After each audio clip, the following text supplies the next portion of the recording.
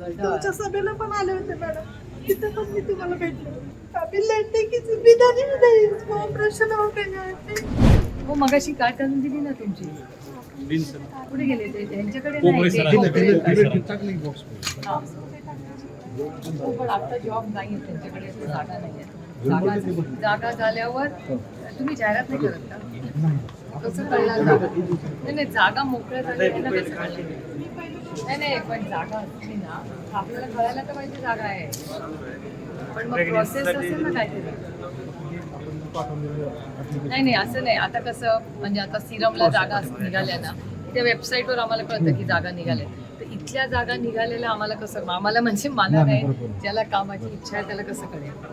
यांनी काम केलेलं आहे. मला सगळं माहिती आहे. ते सोडून गेलं 1.5-2 वर्ष झालं, बरोबर. 1.5-2 वर्ष आपण पद तर वेकंट ठेवू शकतो. नाही, पण जागा निघालेली आम्हाला कसं कळणार?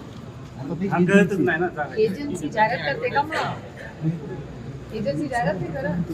5 महिने झालं मी त्या सरांच्या पण मागे लागले. 5 महिने नाही, पण जाहिरात कधीतरी जागा निघायचं, जाहिरात द्यायला पाहिजे. मग जाहिरात नाही करत का? ते क्लार्क फिक्सची जागा नाही म्हटलं तर शिपाई किंवा पक्ष सेवक म्हणून पण घे, चालेल मला. माझ्या पोरीचं ऑपरेशन केलं मी, 2 लाख रुपये खर्च केले. तिच्या पोटाला काय व्हायचं गाठ. मी सरांकडे पण आले होते, सर म्हणजे जागा नाही. त्या सरांकडे मी 5 महिने झालं जाते, 5 महिने झाले. टेक्सटाईल पार्कला तिथं पण बघितलं, पण हिला सोडून मला कंपनीत जाता येत नाही ना. हे कसं 10 ते 5 आहे, कुणापाशी तर सोडून मला जायचं. पण कंपनी 5 ते 5 मी करून देते ना तुम्हाला.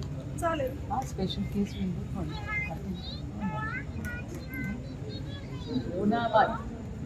तुमच्या सभेला पण आले होते मॅडम, तिथे पण मी तुम्हाला भेटले.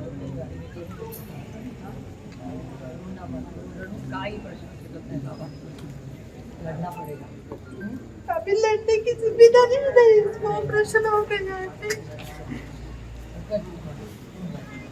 मुलं डिस्टर्ब होतात लढल्यावर. रडायचं नाही, आई रडली की मुलं ती बघ तिचा चेहरा बघ. मी हॉटेल व्यवसाय करते, संध्याकाळी 4 ते 10 वाजेपर्यंत हॉटेलवर उभी असते.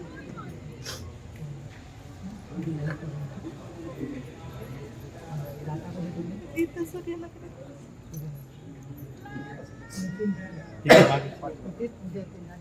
घेऊन जा. टेक्सटाईल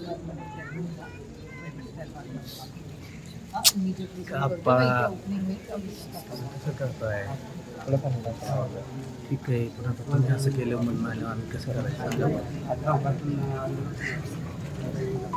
डायरेक्ट बदलत नसतंय आमच्या